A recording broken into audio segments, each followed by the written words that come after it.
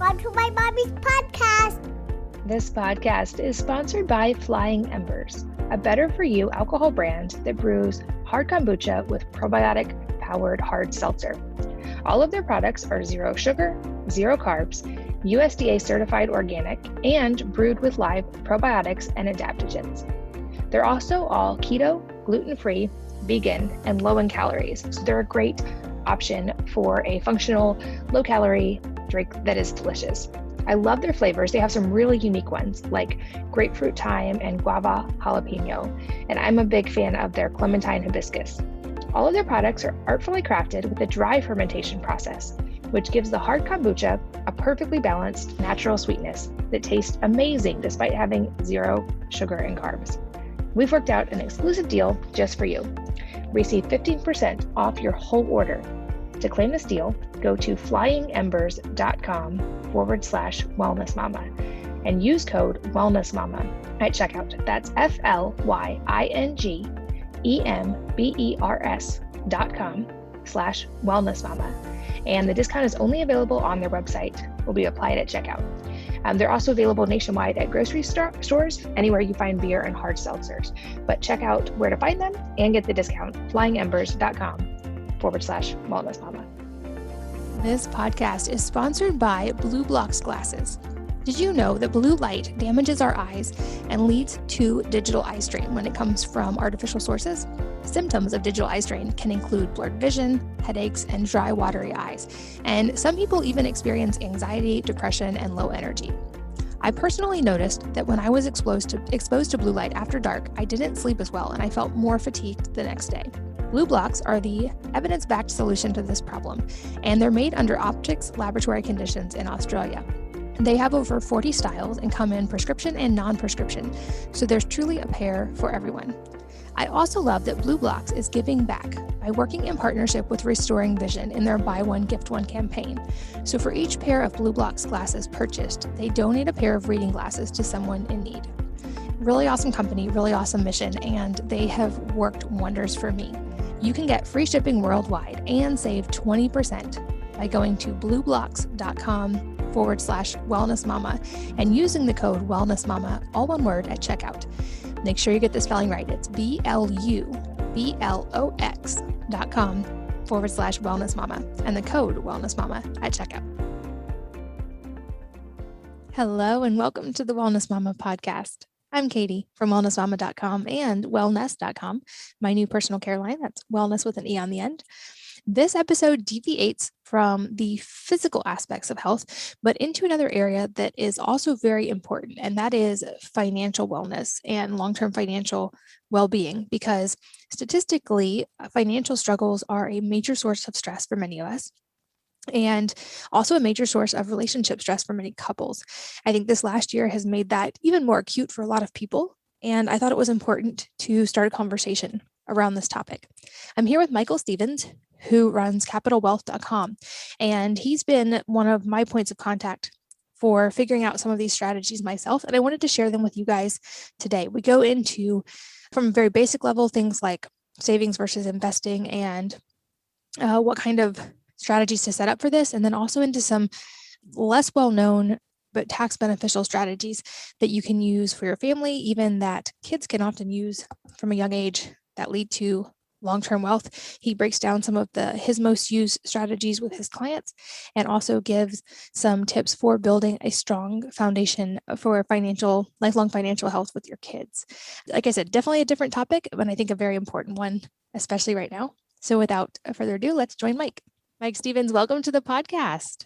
Hey, Katie, I'm excited to be here. Thanks for having me.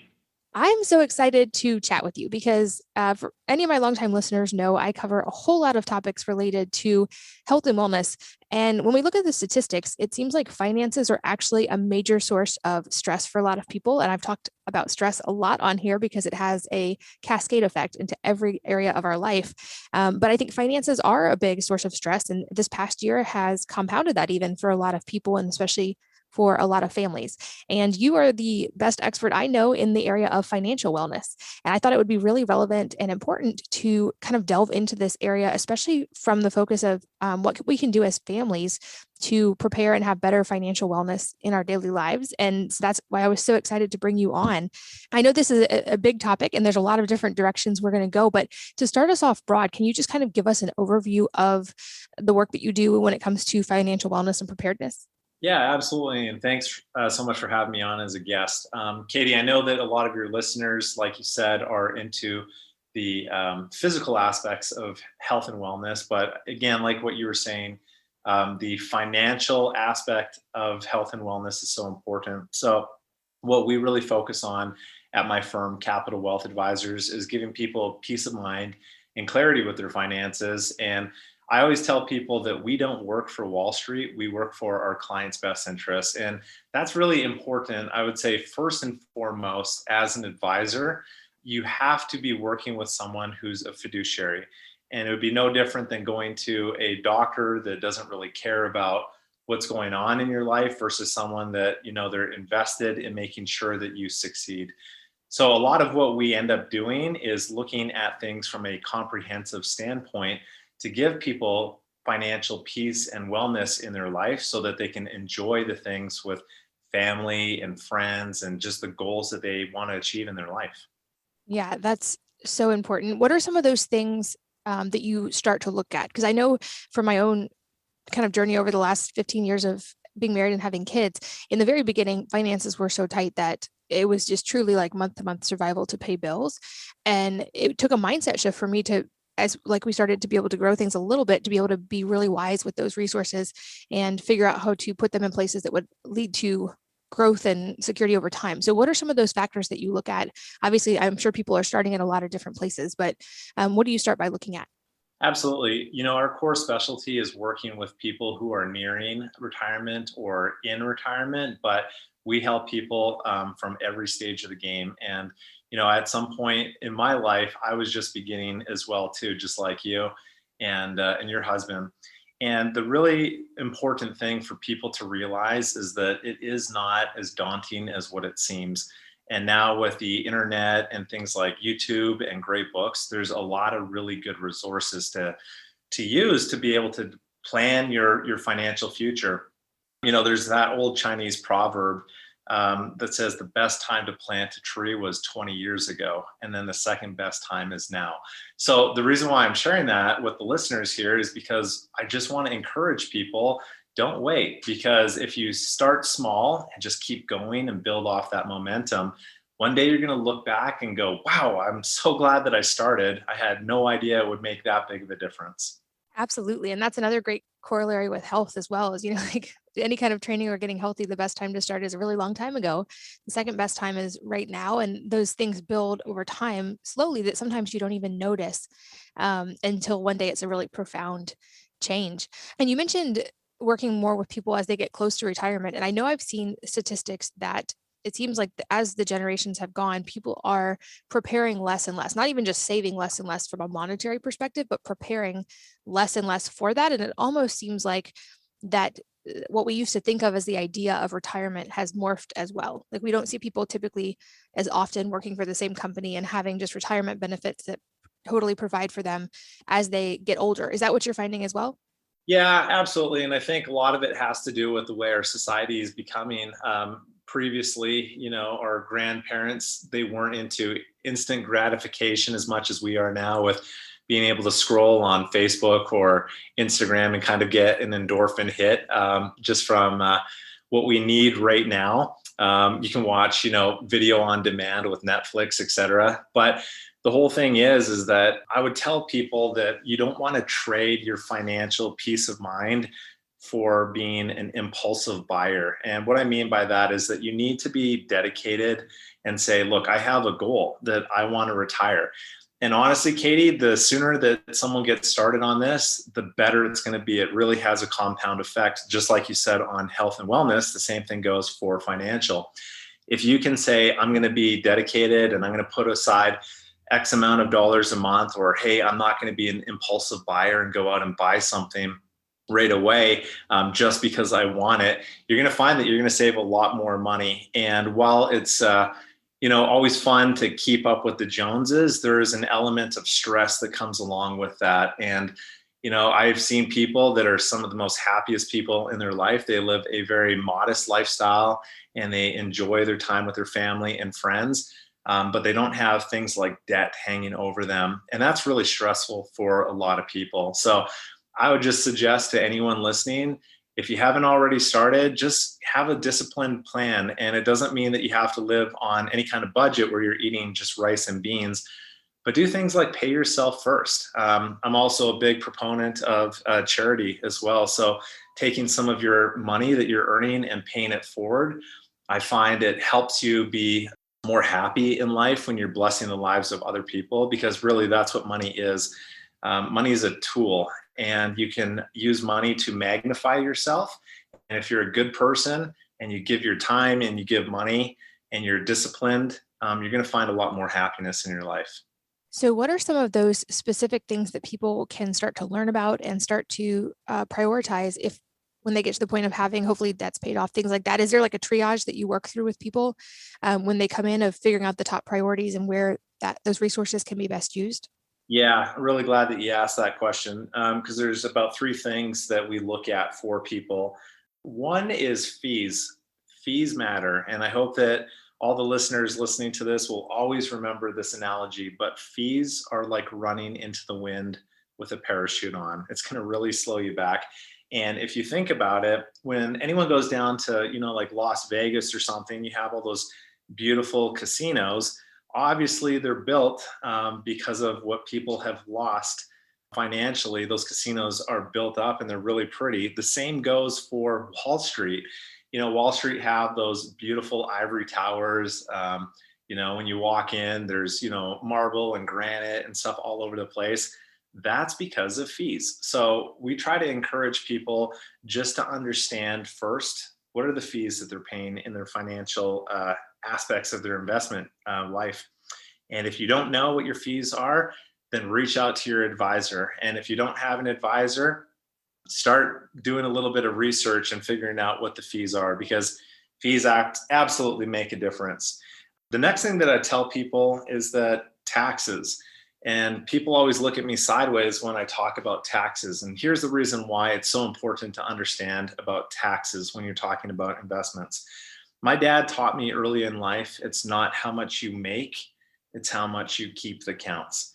So right now, believe it or not, taxes are on sale. If you go all the way back to 1913, that's when taxes began in the United States. Taxes have gone really, really high before. I'll share with you a true story. Ronald Reagan, before he was the president, he was an actor. Ronald Reagan would only make about 2 movies per year. The reason why he only made 2 movies per year is he was contracted with the studios to make about $100,000 per movie. So at the time in the 40s and 50s in the state of California, when Ronald Reagan was making these movies, he was in a 94% tax bracket on anything that he would earn over $200,000. So for common sense purposes, he would not work anything after those 2 movies were made, and he would just ride his horses on his ranch and pay his remaining taxes to the state of California. So again, going back to that whole mindset of taxes being at an all-time low right now, the top tax bracket's 35%. And again, when you go back to what Ronald Reagan was paying when he was in the 40s and 50s on $200,000, which by the way was a lot of money back then, but $200,000, 94% tax bracket, ouch. So taxes are on sale. So, what's really important about this, and I know that I'm probably throwing a lot at the listeners all at once, and hopefully they're taking notes and going back and listening to this section again, because this is kind of an important point. The federal deficit right now, Katie, as we're talking in March, is $28 trillion. And to put that into perspective, if you go back 1 trillion seconds ago, that was 31,688 years ago, 1 trillion seconds. The national deficit is 28 trillion, and we are just right on the cusp of adding another $2 trillion stimulus package. People have to pay for that. So when you're working and you're putting money into tax deferred accounts like your 401ks or 403bs, anything where you have to pay taxes later in life, you might consider doing a Roth contribution, and that's tax-free money. So taxes are on sale. And then the last, and I think the most important thing, and we'll dive more into this a little bit, but you need to have a written income plan. And money is one of those things between couples that there's disagreements. And I lost my dad at an early age, and bless my dad's heart, he was a fantastic guy. He took care of taxes, investments, insurance, everything for my mom and my two sisters and myself. And when we lost my dad tragically and unexpectedly, when he was 49 years old, my mom had no clue where to turn. She did not know what to do. Now, had my mom had communicated with my dad and they had a written plan of here's when we want to retire, here's how much we need to save, and here's how much income we can take out of the retirement plan so that if one of us gets sick in the future or both of us, that we're going to be okay. You know, if I were to be sitting on a plane right now going to Hawaii and the pilot comes on and he says, you know what? I'm excited, ladies and gentlemen, to fly you to Hawaii. It's light winds and 87 degrees, and this plane has a 42% probability of success of making it to Hawaii. I'm not really sure that I would stay on that plane. So going into your retirement years and not having an actual plan that's stress tested for the good and bad and knowing that that plan's going to work out, that would actually be a really bad thing. You don't want to hope in a prayer plan. You want an actual written income plan. So those are kind of the three things to recap: is fees matter, taxes matter, and having an actual written income plan. I'm glad you brought that up about taxes. That had always been my hesitation with anything that was tax deferred, of just like, if we look at history, are the odds that taxes are going to go up or down? And up seems more likely. And I think Roths are a great option for anybody who's not familiar with that. Can you walk us through what a Roth is and how they work? Because I know that also some people aren't able to set up a Roth. Yeah, thanks for asking that. So you really have buckets that the IRS just determines you on how you're going to be taxed on something. And kind of the common buckets out there, you've heard of an IRA and you've heard of a 401k and 403b possibly. Those are a tax deferred bucket. And what that means is that when you go and you see your CPA and your CPA, bless their heart, says, hey, you want to save money in taxes this year? Go ahead and put money into this into this 401k or IRA, this tax deferred bucket, and it's going to save you money. Well, what a lot of people don't understand, and it was myself included before I got into the industry, is that doesn't mean that you're not paying taxes on that money. It just means that you're deferring it to a later point in the future. And like you said, there's a high probability of success that taxes are going to go up in the future. So that's really a short-term approach, just saying, hey, let's trade something for right now that in the future might be a lot more. So a lot of people don't realize that there's something called a Roth IRA. And if you're working, your employer may have what's called a Roth 401k. And what that means is that you're eligible to put money into this account. And there are rules around it. I'll go over that in 1 second. But there's an account that you can put money into where you've already paid the tax. And then once the money goes into this Roth account or Roth 401k, it will grow and grow and grow and never be taxed ever again in the future. So why does that matter? Well, again, if we look at the national deficit, a few things are going to need to happen for the deficit to come down. One, either the government's going to have to spend less. Yeah, right. I doubt that's going to happen. Or two, what's going to happen is they're going to reach into your tax deferred account and say, hey, thanks so much. We really appreciate you working hard. We're just going to increase taxes and take more of your retirement money on your tax deferred side. But once you have it into the Roth account, there are absolutely no taxes that can ever be taken out. So again, that's why I said taxes are on sale. And if you want to buy something and you need to buy something and that item is on sale, that would probably make sense at a good point to actually buy it while they're on sale. Katie, I do want to mention just about sometimes people aren't aware, even if they are earning too much money, Let me actually back that up for 1 second. How a Roth IRA will work, and this is not a Roth 401k, but a Roth IRA, is if you're younger than age 50, you're allowed to put $6,000 per person per year into a Roth IRA, that tax-free bucket. If you are over the age of 50, you're allowed to do an extra $1,000 contribution catch-up. So you and your spouse could do $7,000 per person per year. However, anything that's good for the IRS, they typically limit us. So there are rules, and you want to definitely talk to a CPA or an accountant and make sure that you're eligible. But if you're earning too much money, the IRS says, hey, sorry, you're doing too well in life. We're not going to let you put your money into tax-free.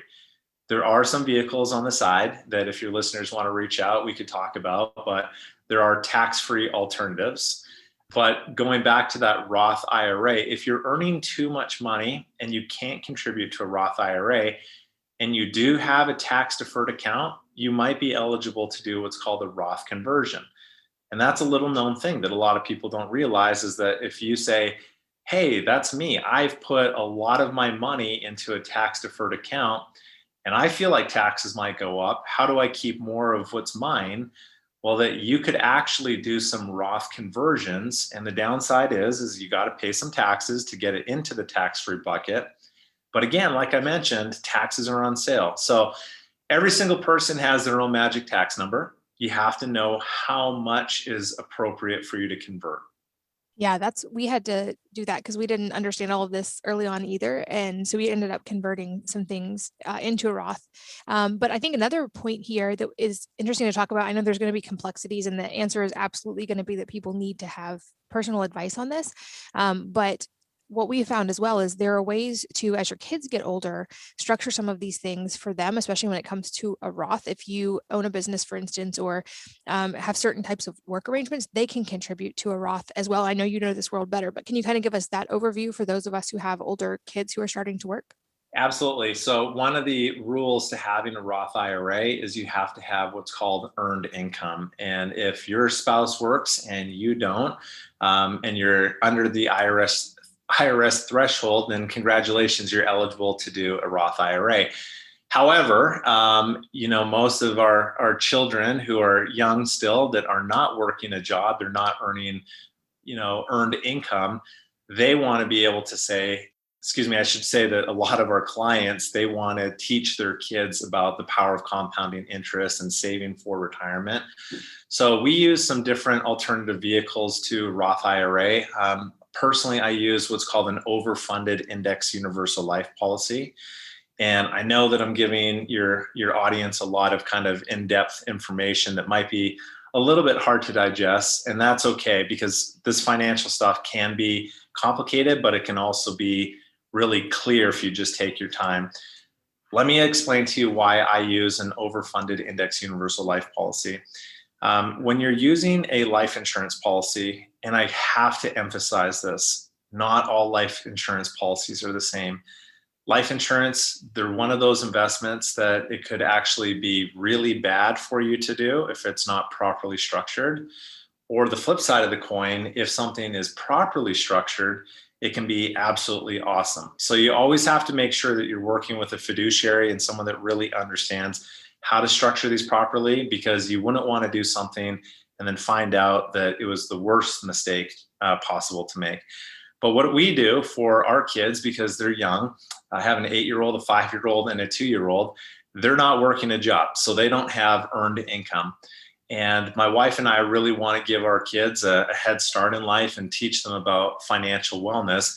So we're contributing monthly to this insurance account for them. And it's not a huge amount of money, and it doesn't need to be a huge amount of money, but compounding interest makes a big difference. And when you get kids going on this and starting at an early age, that really helps them understand. The whole thing about the life insurance is that it is tax-free, just like the Roth IRA. And, for me, I earn too much that I cannot contribute into a Roth IRA. And as a business owner, I understand I want to get as much of my taxes out of the way as possible while they're on sale. So I personally use, for a part of my investment strategy, this index universal life policy where I'm getting that money into a tax-free account, and it doesn't have any kind of phase outs or restrictions like a Roth IRA does. So the IRS says, okay, if you're going to do this, then we'll allow you to do that. But again, it's a little bit of a complex situation, but understand that even if you don't have earned income, or if you're a business owner and you're earning too much money, or simply that you just want to get money into a tax-free alternative to a Roth IRA, there are options for you.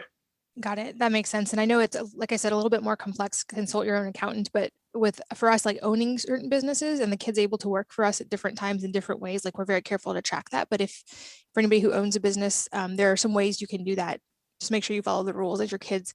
Yeah, that's the key, is follow the rules, talk to an accountant or a CPA, but there are things out there that you can do, and you don't need to follow the masses. Because a lot of times just going a little off the beaten path and understanding that there are better options and that they're not commonly discussed because they're not huge money makers, that's going to be better for you versus for the advisor. Got it. And then from my understanding, there is a penalty, since this is a retirement vehicle, there's penalties if you want to take it out early, but there's also, I believe, like some exceptions to that. And from my research as well, like sometimes it's worth doing if you're able to invest through a Roth, because the penalty can sometimes be less than like long-term capital gains, for instance. So like I've kind of had to weigh those things, but can you give us an overview of that? Sure. And are you referring to on the Roth IRA or the life insurance account? Oh, sorry, on the Roth IRA. And then I definitely want to go deeper on the life insurance side. Okay, sounds good. Well, so on the Roth IRA, the IRS allows you to take money out of your Roth IRA without the tax and without the penalty. Again, talk to a CPA and just make sure that it's right for you. But there are things like financial hardship, or if you're using the money to go to school, or for the first time home purchase in your life, you could actually take money out of your Roth IRA earlier than 59 and a half and not incur any kind of IRS penalty for doing that. Got it. Okay. So now walk us through a little bit more detail on, because this is something else I've been exploring with you. And one of the reasons I wanted to have you on here is using the life insurance side essentially as an investment vehicle as well, and kind of just some of the guidelines that go along with that. Sounds good. So there's a really good book by Tony Robbins, and it's called Money Master the Game. And this is, it's a huge book, by the way, but, and a really enjoyable read too. And that's the thing that I want to just, tell the listeners here, don't be intimidated by this stuff. Just start slow and start learning. It's like anything else. But Tony does a really good job about writing where it's really easy to understand.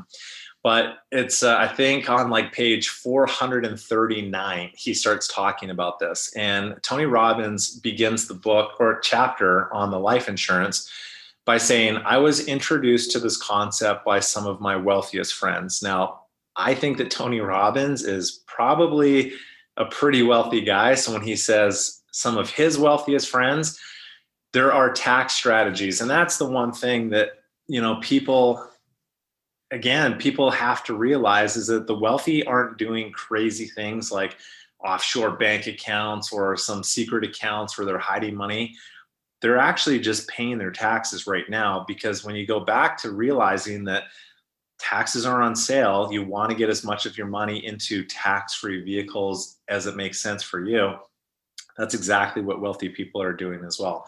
So how the life insurance concept works, and again, I always want to encourage people to just talk to someone who understands this concept really well.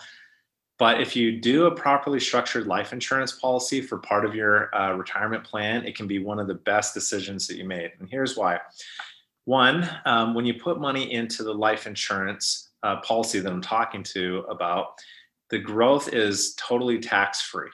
And that's a big deal. We've already discussed that. But the downside to having a Roth IRA and pulling money out prior to 59 and a half, like you were talking about, Katie, is that you're going to get a 10% early withdrawal penalty if it's before age 59 and a half. And that's on the interest. Any money that you put into a Roth IRA, you can always take that principal out right away without any kind of penalty. It's just the interest that would incur a 10% penalty prior to 59 and a half. But with life insurance, there is actually no early withdrawal penalty. The way the insurance companies kind of get around this is they do what's called the loan. And this is why I was saying to the listeners that life insurance can be tweaked, the best interest for the client or the best interest for the insurance agent doing the policy. You always want it to be on your side. But what a lot of insurance people forget to mention, and I'm giving them the benefit of the doubt there, is that when you take money out of a life insurance account, they're not all created equal. Some companies have what's called a loan provision or a loan fee, which means that, yeah, you're going to get that money out of the life insurance totally tax-free, just like the Roth IRA. But if you don't take it out with the right company, then the wrong company can charge you anywhere from 3 to 8% per year loan interest on your money. There are a lot of really good companies that have low interest rates like 0.5 or 1%. And the insurance company that I personally use has a guaranteed 0%. So what this means is that as we're putting money in for my wife and myself and my kids, and it's growing over time, if we need to tap into it for school, or we want to tap into it for, some family event, or just to use for our retirement at some point down in the future that's tax-free income, anytime that we want to take money out of that account, if we have a 0% loan provision, what that means is that we're not going to pay any money in taxes and we're not going to pay any fees. The insurance company is basically just loaning our money back to us at a guaranteed 0%. And that makes a huge deal. One other thing too, Katie, that your listeners might be interested in with the life insurance, if it's properly structured, you don't have to disclose cash value life insurance on FAFSA forms. So anytime that your kid's going through school and they're filling out a FAFSA form to be able to get a grant, that doesn't by law have to be disclosed. And the unfortunate thing is that we don't want our kids who are working hard in school to not be eligible to get those grants just because mom and dad make decent money in their life. Kids should be rewarded based on the efforts that they're putting in.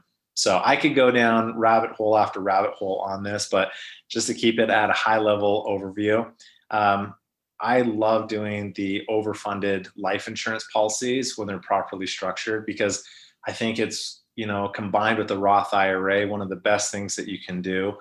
And again, that's getting money into tax-free accounts. That makes sense. Yeah, it seems like with anything, again, with the corollary with health, is the earlier you start, the better, for certainly on these things. And like you mentioned about doing this for your kids, even when they're young, and it being so much less expensive when they are young, and then it can build for their whole life. So it's such an advantage for them. And I think that brings a really important point as well that's really going to resonate with a lot of people listening. And that is, like, when it comes to all of this, for many of us learning this as adults and being cognizant of wanting to be able to pass on not just finances in the terms of money and a good future to our kids, but the skills and strategies to have long-term financial wellness themselves when they leave home.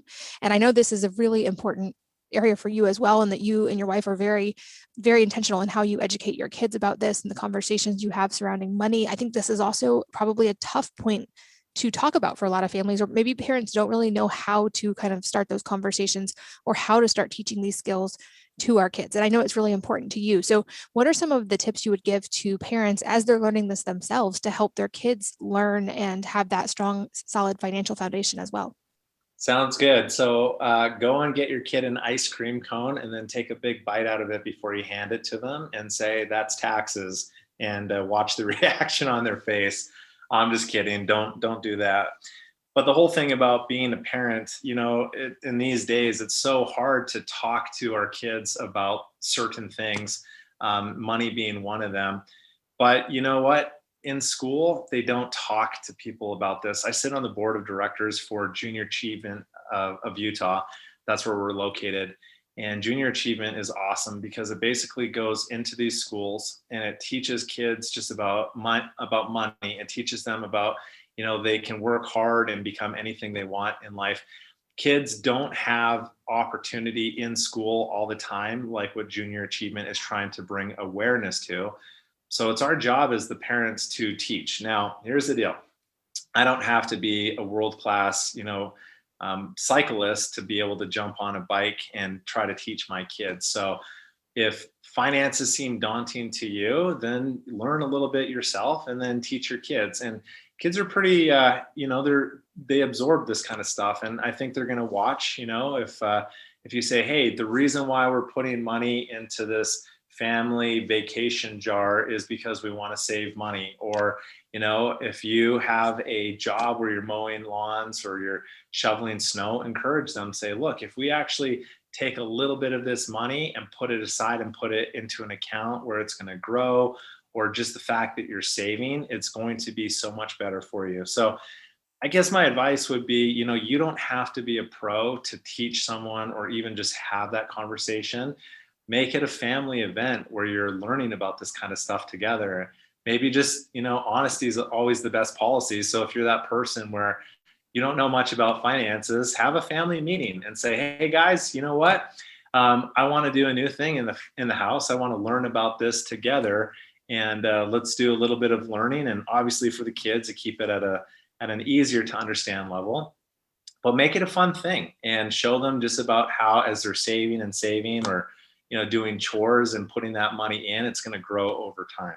Yeah, exactly. And that's, I know you and I have talked about this a little bit offline as well, but you're right. School's not teaching a lot of those foundational skills. And a lot of listeners have heard me say on here, school's not necessarily teaching a lot of foundational life skills. Those are things that we as parents still need to be very aware and cognizant of. And those conversations can happen. Kids can understand so much from such a young age. And just in our family with our bent towards entrepreneurship, we kind of work everything through that kind of a mindset. But I think whatever your investing strategies, if whatever of these things that you're going to do, it's a great opportunity to teach your kids as you go. Like you said, you don't have to be perfect at it to be able to start teaching them, but even just to give them that mindset early on in life about awareness about saving and investing and not just spending money and using their money to create more wealth long term, that having that at a young age is such an advantage.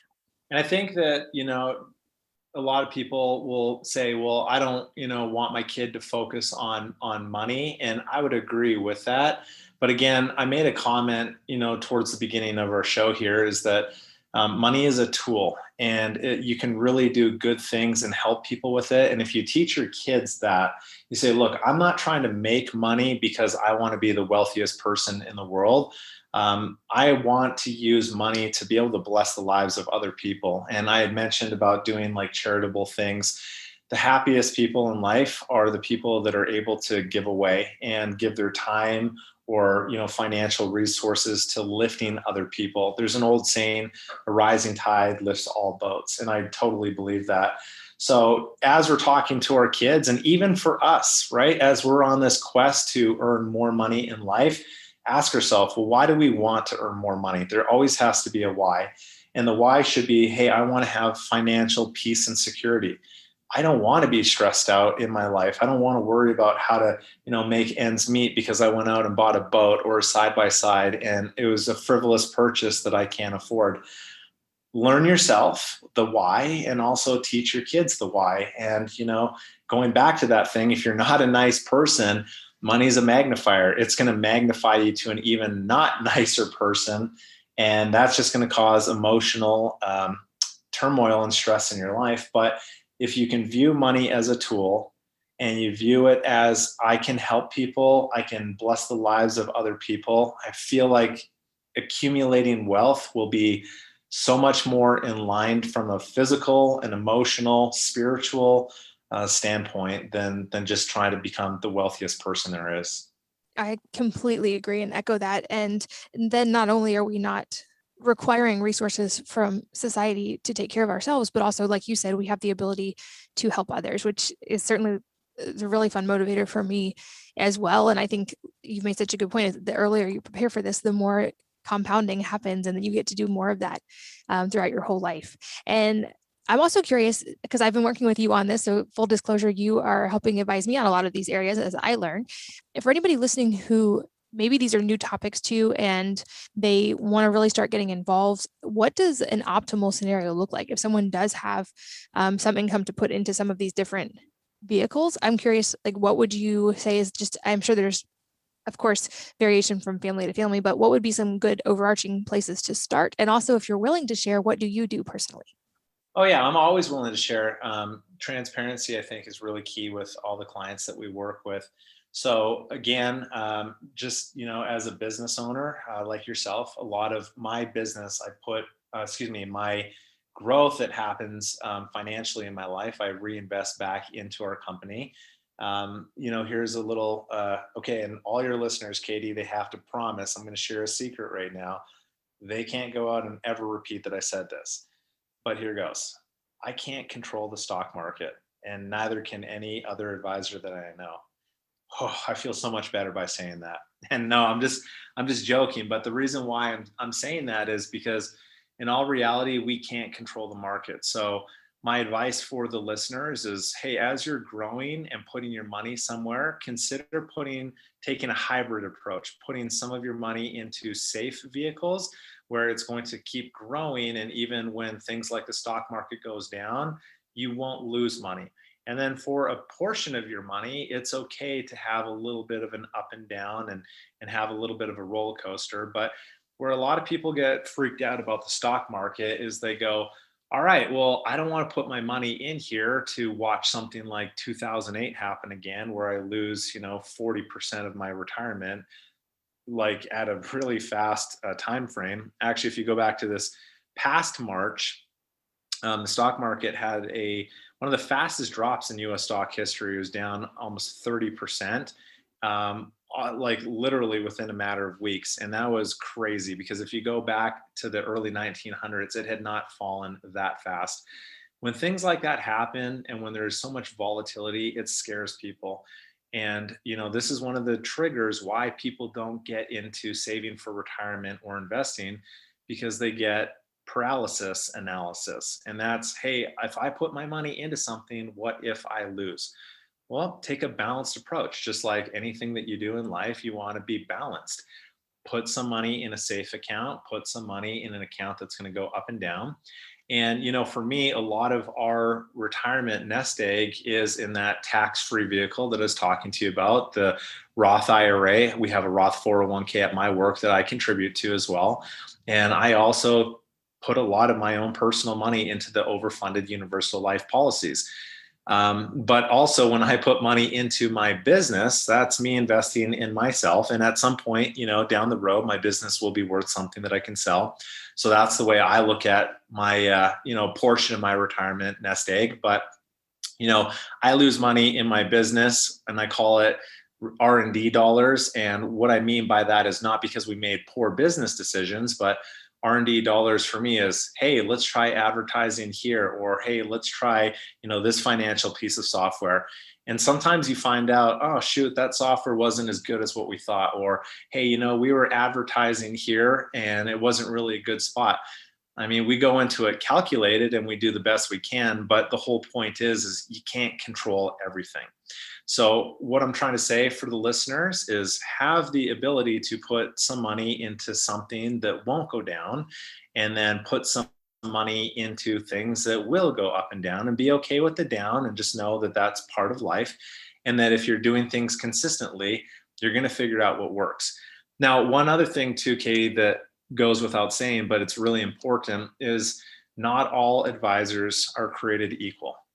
And that is a really, really important point. And what I mean by that is that your advisor has to be a fiduciary. And that is a license. A person can't just say, I'm going to be a fiduciary. And what a fiduciary is someone that morally, legally, and ethically has your best interests at heart. Our firm is a registered investment advisory firm, and we are fiduciaries. And what that means is that when we give advice to our clients, it is in our client's best interest, not because I want to go out and make a purchase, so I recommend something to a client, so I get paid a large commission. We don't do that. And when your advisor is a fiduciary, then if they're not giving you good advice, then there's some serious repercussions that can come with that. There could be fines, there could be loss of license, or there could be jail time. And the sad thing is that everyone that's in this industry that's dealing with someone's life savings should be a fiduciary. And there is no law currently that says that. So do a little bit of homework. And if you're, working with an advisor, ask them, are you a fiduciary? And if they're not, I would strongly encourage you to work with someone that's a fiduciary. So hopefully that helps out. I take a balanced approach in my life, and I realize it's okay to have some things go up and down, to invest in myself, invest in our company, to try some new things. But, the flip side of the coin is, hey, I don't want to put everything at risk. When we were all little kids, our mama taught us, don't put all your eggs in one basket. You want to diversify. And that's exactly what you should do. Yeah, that's great advice. And I know you have some resources on your website for people to start learning more about these. And I'll put those links in the show notes at wellnessmama.fm for any of you guys listening. This podcast is sponsored by Flying Embers, a better for you alcohol brand that brews hard kombucha with probiotic-powered hard seltzer. All of their products are 0 sugar, 0 carbs, USDA certified organic, and brewed with live probiotics and adaptogens. They're also all keto, gluten-free, vegan, and low in calories, so they're a great option for a functional, low-calorie drink that is delicious. I love their flavors. They have some really unique ones like grapefruit thyme and guava jalapeno, and I'm a big fan of their clementine hibiscus. All of their products are artfully crafted with a dry fermentation process, which gives the hard kombucha a perfectly balanced natural sweetness that tastes amazing despite having 0 sugar and carbs. We've worked out an exclusive deal just for you. Receive 15% off your whole order. To claim this deal, go to flyingembers.com/wellnessmama and use code wellnessmama at checkout. That's FLYINGEMBERS.com/wellnessmama. And the discount is only available on their website, will be applied at checkout. They're also available nationwide at grocery stores, anywhere you find beer and hard seltzers. But check out where to find them and get the discount, flyingembers.com/wellnessmama. This podcast is sponsored by Blue Blocks Glasses. Did you know that blue light damages our eyes and leads to digital eye strain when it comes from artificial sources? Symptoms of digital eye strain can include blurred vision, headaches, and dry, watery eyes. And some people even experience anxiety, depression, and low energy. I personally noticed that when I was exposed to blue light after dark, I didn't sleep as well and I felt more fatigued the next day. Blue Blocks are the evidence-backed solution to this problem, and they're made under optics laboratory conditions in Australia. They have over 40 styles and come in prescription and non-prescription, so there's truly a pair for everyone. I also love that Blue Blocks is giving back by working in partnership with Restoring Vision in their Buy One, Gift One campaign. So for each pair of Blue Blocks glasses purchased, they donate a pair of reading glasses to someone in need. Really awesome company, really awesome mission, and they have worked wonders for me. You can get free shipping worldwide and save 20% by going to blueblocks.com/wellnessmama and using the code wellnessmama, all one word, at checkout. Make sure you get the spelling right. It's BLUBLOX.com/wellnessmama and the code wellnessmama at checkout. You mentioned Tony Robbins' book, Money Master the Game, which I agree is phenomenal. Are there any other resources you would recommend to people to keep learning about this? That's a hard thing because it's the internet is full of opinions. I think it's just finding someone that you trust and that you can that will understand your situation and be able to give good advice. And that's the whole thing about my job is that, we bring people on, like I said, that are nearing retirement or currently in retirement, but there are people that we work with that say, Mike, I have no clue where to begin. And what we really kind of geek out on and take pride on is saying, all right, let's create this plan for you and show you how, if you're doing X, Y, Z, how it can make a big difference. Because for a lot of people, even those that are nearing or right about to cross the finish line for retirement, a lot of people don't realize, hey, I've won the financial game. And it's kind of like going around a running track where you're running and running and running, and you're like, where's the finish line? And when you have a plan and someone kind of takes everything that you've done and brings it all together, and you're saying, hey, you know what? You can actually retire. Boy, the peace of mind that people have, we get people that cry in our office because they feel so good, or they'll call in or write back and say, I had the best sleep of my life. And what I'm telling any listeners that, that might be a long way out for you. That should be your goal. That should be something that you work towards. So I really like Money Master the Game from a financial standpoint, But I want to share with the listeners a book that's really impacted my life for a really positive way. And that's a book by an author named Clayton Christensen. And the book is called How Will You Measure Your Life? And the reason why I love this book is because, first off, Clayton Christensen, he was a Harvard professor. And what he did, here's kind of like the backdrop. He would challenge his graduating students with 3 simple questions to examine, measure, and improve all aspects of their life. Question number 1 that he would ask them is, for them to ask themselves, how can I be sure that I'll be successful and happy in my career or life? Number 2, how can I be sure that my relationships with my spouse, my children, and my extended family, close friends, etc., can become an enduring source of happiness in their life? And the third thing, he says, how can I be sure that I live a life of integrity and stay out of jail? Now, that might shock someone when I say stay out of jail. He's not referring to like you make a choice, you're going to jail. But what he's referring to is, hey, we have these, jails emotionally, physically, mentally. If you don't exercise and eat poor food, you're basically putting your body in jail. Or if you're getting over into debt that's unnecessary, you're putting yourself into this emotional jail. So he's saying, how do you stay out of jail from a comprehensive standpoint? And on a side note, I think there is a guy, his name was Jeff Skilling. He was with Enron, and I think all you guys know that name. He was also in Clayton Christensen's class at Harvard. So how will you measure your life? This book has really impacted me for a few reasons. One, obviously finding happiness in your life is something that everyone is looking forward to. He talks about it in his book, and that's kind of where I've been expounding on that idea, is that money is not the root cause of unhappiness, but it becomes a problem when it supersedes everything else. So with that being said, one of the things that's the most impacting moment of my life of reading this book is when he talks about family. And, Katie, this goes into what we were talking about a moment ago, just about teaching our kids. Clayton Christensen, he really emphasizes that our role as parents is to prepare our children for the future. And really that the tragedy of today's culture is that we're outsourcing parenting to other people like relatives or nannies or even the schools or extracurricular activities. And we've really lost sight of the importance of our time, which is really the greatest gift that we can give another person. Investing our time in another really is a sign of respect and love. And it provides this clear signal to others to what's most important in your life.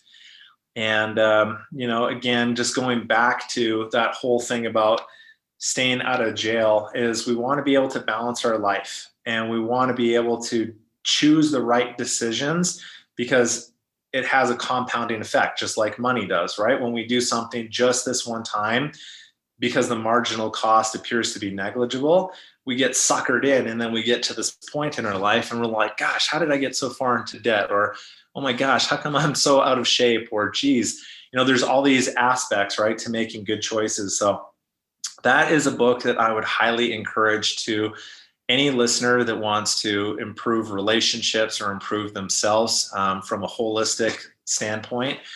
How Will You Measure Your Life by Clayton Christensen.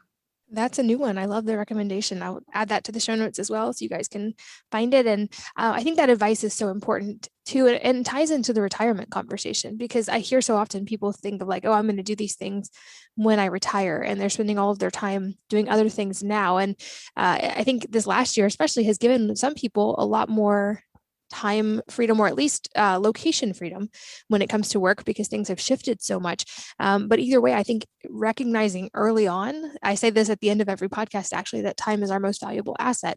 Recognizing that early and treating it as such, we don't have to wait for retirement to live aspects of the life we want to live. And in fact, I think we are happier and healthier and contribute better to other people and to society when we're able to work those things in whatever way we can now. And it's something I'm encouraging my kids through entrepreneurship as well. Is like, certainly there are times when we're going to just directly trade our time for money, but that time is also an aspect of freedom. So to whatever degree that you can really protect your time and who you spend it with, that's really a truly valuable asset. And money can be made more, time can't. That's right. And again, I feel like the most important things in our life are the things that, can't be measured, like the size of a bank account. It's the ability to love, to laugh, to cry, to forgive, to have family relationships, and just to really embrace the good that you have in your life. Because, Katie, the world is a pretty volatile place right now from a political standpoint, or just what's going on with even the stock market. There's a lot of uncertainty and it can create anxiety, but there's a lot of good. And I really feel like if we focus on the good and we take time to have gratitude and reflect on the things that's important to us in our life, we'll find happiness. Now, I'm going to share with you one last thing that my dad shared with me that stood out to me. Is my dad always said, Mike, you're never going to want to look back on your life and say, gosh, I should have spent more time at the office, or geez, I wish I would have made more money. At the end of the day, when all of us are out of time, we're going to look back on our life and we're going to say, was I able to balance it? Was I able to make the world a better place? Was I able to take this future generation of kids and train them to be happy and successful and to be, leaders and doers of good? And that's really what it is begin with the end in mind and just work backwards from there. And that applies to your financial wellness and it applies to your physical wellness. You got to start at the end and work backwards. Absolutely. And yeah, touching on that idea of kind of that long-term thinking and also inversion and figuring out how to solve things as a long-term equation. Very good advice. And especially when it comes to finances, because it's hard, like you mentioned, it's hard to have those things grow quickly overnight, but over time, it can be really astounding what can happen. So in a sense, the younger we start working on these things and teach our kids about these things, the more time freedom and the more all of these things compound later in life. I know I mentioned I'll put your website in the show notes for people to find you if they want to get in touch, but can you also just let us know anywhere they can find you online or the best way to connect? Yeah, sounds good. So our company is Capital Wealth Advisors in Lehi, Utah. There is, for some reason, a couple other Capital Wealth Advisors, but that is not us. So the best thing you could do is if you want to get in touch and if you got some questions, I'm more than happy to point you in the right direction and help out. So our website is capitalwealth.com, CAPITAL wealth.com. Or you could reach out to me on LinkedIn, Michael Stevens, Capital Wealth Advisors. And if anyone would like, you're welcome to just give our office a call, 801-210-2800. And I appreciate you putting all that in the notes.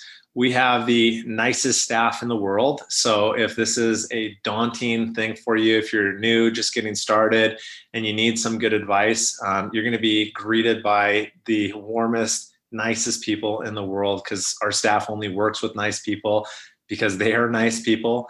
Give us a call. We can give you some direction. Even if we don't work together, we're always happy to pay it forward and start people out on the right foot. Amazing. I will, again, put those in the show notes at wellnessmama.fm for any of you guys listening while you are driving or exercising. You can find all of the things we've talked about there. And I'll link to those books you've mentioned as well. I'm excited to check out the How Will You Measure Your Life one. I just put it in my Amazon cart. And Michael, I appreciate on a personal level you helping me learn all of this stuff, and especially your time here today and sharing with everyone else. I'm very grateful that you were here, and thank you. Hey, it was fun, and I love teaching people. And Katie, you and your family are awesome. Thanks so much for having me on. And as I say, and it was reiterated in this episode, I say this every time, thank you for listening, for sharing your most valuable asset, your time, your energy with us today. We're both so grateful that you were here, and I hope that you will join me again on the next episode of the Wellness Mama podcast. If you're enjoying these interviews, would you please take 2 minutes to leave a rating or review on iTunes for me? Doing this helps more people to find the podcast, which means even more moms and families can benefit from the information. I really appreciate your time, and thanks as always for listening.